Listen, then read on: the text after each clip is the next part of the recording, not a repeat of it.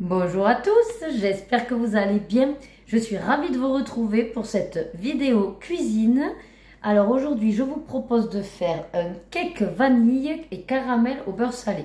Voilà, donc vous le savez que j'utilise mon robot préféré, mais ce n'est en rien une pub ou un partenariat, sachez-le. Simplement, je cuisine beaucoup avec ce robot, mais mes recettes peuvent tout à fait être simplement faites avec un batteur électrique, à la main si vous avez le courage, et sinon avec votre autre robot multifonction.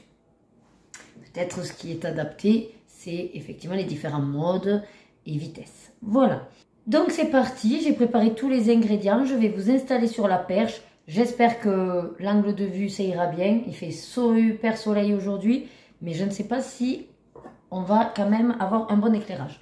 Allez, c'est parti. Allez, j'ai l'impression que de toute façon, avec ou sans lumière, c'est mieux avec la lumière. Vous voyez l'intérieur du bol. Bon, l'écran, vous ne pouvez pas trop le voir, mais de toute façon, je vous le lis. Allez, on est parti. Commencez à cuisiner. Préchauffez le four à 180 degrés. C'est fait. Beurrez et farinez, votre moule à cake est réservé. Donc, moi, je beurre pas, je mets de l'huile d'olive. Et ce sont des moules en silicone. Donc, logiquement, voyez, voilà, j'ai mis de l'huile. Hop, avec un sopalin, j'en mets bien partout. Et en général, j'ai jamais de souci de démoulage. Voilà. Ensuite, on va mettre 80 g de caramel au beurre salé. Donc, bien sûr qu'avec le robot, on pourrait le faire. Là, il faut déjà l'avoir. Donc, j'ai acheté, hop, je vous montre, caramel au beurre salé de Bretagne, celle de Guérande. Et c'est de saveur de nos régions. Regardez-moi cette texture. Alors, il me faut une petite cuillère. Ça va, c'est assez mou. Alors, 80 g. Ça me fait quand même, hein, 80 g. Oh.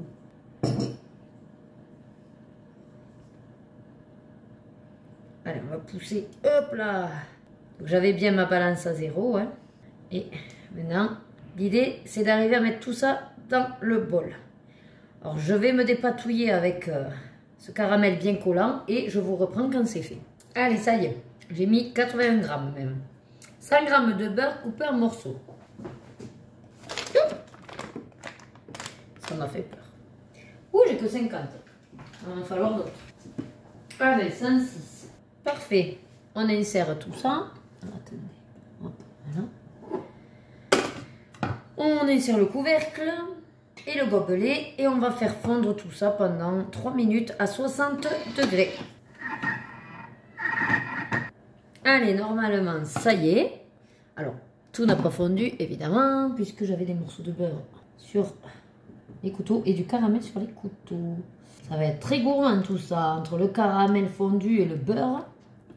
Je vous explique pas, hein. Ensuite, ils nous disent de mettre les 4 œufs. Allez, je les ai déjà dépiotés. Hop. Voilà, j'ai vérifié bien sûr qu'il n'y avait pas de coquilles. Hop, du sucre. Alors pour le sucre, je vais faire ma petite adaptation.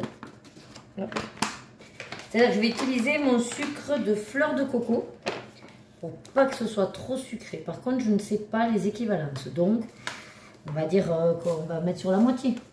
Je vais peut-être mettre que 40 g. Allez, ah ben voilà, allez 43. Ce sera très bien. J'ai peur que si ça sucre super fort, on verra. 20 g de crème fraîche épaisse. Alors, moi, j'ai pas de la crème fraîche épaisse, donc je vais utiliser de la semi-épaisse. Par contre, ils disent que c'est de la crème fraîche 30% minimum. Mais du coup, en semi-épaisse, j'ai que de la légère. J'ai envie de vous dire, entre le beurre et le caramel, on va peut-être éviter de mettre celle à 30 g. Hein. Voilà. Je veux bien faire du gourmand, mais quand même, on fait attention. Après, libre à vous, bien sûr, de suivre scrupuleusement la recette avec les ingrédients qui sont marqués. Voilà. Et encore, je suis à 21. Hop, une lichette de plus. Bon, mais là, je ne sais pas trop où on va, mais on y va. Hein, entre le beurre, le caramel, la crème. Dis donc, dis donc, dis donc. Une demi-cuillère à café de vanille en poudre. Ça, je n'ai pas de vanille en poudre. Donc, moi, j'ai je vous montre, extrait de vanille. Voilà. Donc, je vais mettre ça. Un petit peu au pif. Voilà. On va y mettre l'équivalent ouais, d'une demi-cuillère à café. De toute façon, le but, c'est qu'il y ait le goût de la vanille, en fait. Hein, puisque c'est un cake à la vanille. Ensuite, un sachet de sucre vanillé. Moi, j'ai du sucre vanillé de Madagascar. Je me dis que ça va rehausser le goût de la vanille. Bon, après, c'est sûr, c'est encore du sucre. On referme tout ça. Attendez, hop, voilà. On mélange 20 secondes, vitesse 3. Allez. On est bon. Donc là, normalement, tout s'est mélangé. Nickel. Bon, j'ai encore un petit fond de, voilà, caramel. On ramasse un petit peu ce qui est allé sur les bords, à savoir le sucre. J'ai un peu de crème fraîche aussi. Écoutez, en tout cas, la base, ça sent très, très bon. Entre le sucre, la vanille, le caramel. Je pense que l'on est bon. Allez, donc maintenant, la farine de blé. Comme je pense que j'en aurai pas assez dans celle-là, on en mettra de l'autre paquet. À mon avis, là, j'ai pas 200 grammes. Mais bon. Ouais, non. Je les aurai pas. Vérifie que tout va bien dans la farine, toujours. Et voilà, parfait. Ensuite, une cuillère à café de levure chimique. Mais écoutez, demi-sachet. Il m'en reste un demi-sachet d'hier que j'avais fait une recette aussi. Voilà. On insère le couvercle.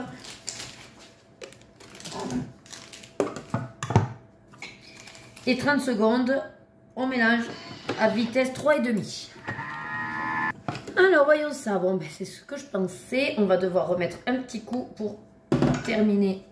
Hop, de mélanger comme il faut la farine.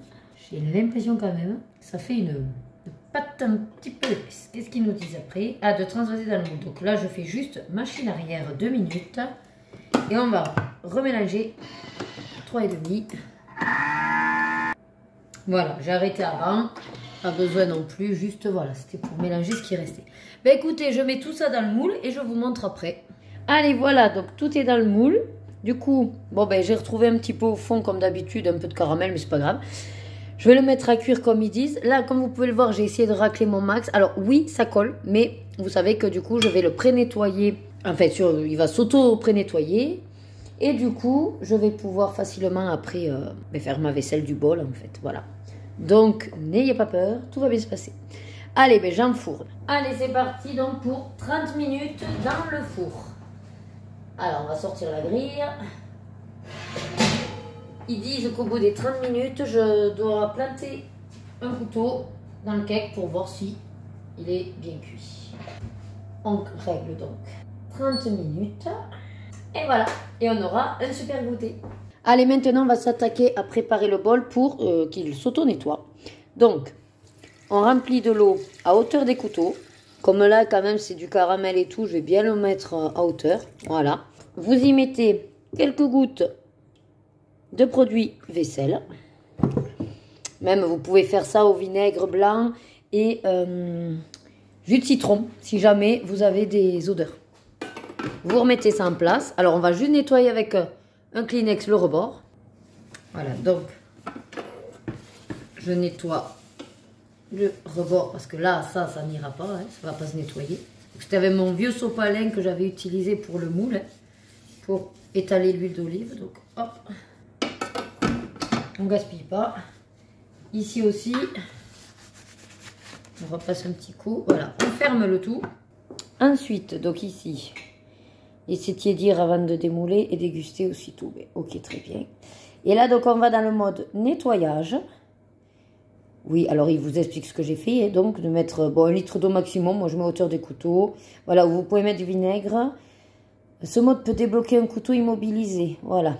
Le nettoyage peut prendre jusqu'à 1 heure. Oui, parce que ça dépend si vous avez fait du caramel, tout ça. Pas plus de liquide vaisselle qu'indiqué pour éviter. Oui, mais ça, ils sont obligés de vous faire les mesures de précaution. Et donc, vous choisissez. Voilà, en fonction de ce que vous avez fait. Bon, moi, là, vu que c'était caramel, je vais aller jusqu'à graisse ou caramel. Voilà. Il s'enclenche, il se ferme. Et il fait tout seul. Donc, vous voyez, il est bloqué et environ 8 minutes. Voilà. Et là, il se nettoie tout seul. Bon, bien sûr, la vaisselle de tout le reste, c'est quand même pour votre pomme. Hein. Allez, je vous montre le résultat de mon gâteau avant qu'il soit mangé par les deux petits monstres. Voilà, pour le goûter. Donc, il est super bien cuit. Alors, j'ai dû le remettre 5 minutes. Et je crois que je l'ai remis encore 3 minutes. Ouais, enfin, je l'ai remis à peu près une dizaine de minutes. Mais il est bien cuit. Voilà, il y a du caramel. Écoutez, on va se régaler. Allez, je vous laisse avec la fin de la vidéo. Allez, voilà, ça y est, notre recette est terminée. Si j'ai pas oublié, parce que la dernière fois j'ai complètement oublié, je suis désolée, je vous aurais mis le résultat du cake. En tout cas, n'hésitez pas à refaire cette recette, comme je vous ai dit, avec votre robot ou de façon traditionnelle avec un mixeur. Quand vous devez faire fondre, par exemple au tout début, le caramel et le beurre, ben, je pense que vous pouvez le faire au micro-ondes. Voilà, à vous après de faire aussi en fonction de vos connaissances ou compétences en cuisine. En tout cas, j'espère moi qu'on va se régaler. J'espère surtout qu'il ne sera pas trop sucré. Voilà, ça c'est surtout toujours mon point, mon interrogation. Parce que c'est vrai que voilà, j'utilise du faux sucre, mais je ne veux jamais non plus que ce soit écœurant. Bon, en tout cas, ce sera toujours un gâteau maison pour le goûter. Ça peut que être bon. Je vous dis à très bientôt. Prenez soin de vous et surtout, prenez du plaisir dans tout ce que vous faites. À très vite. Mouah.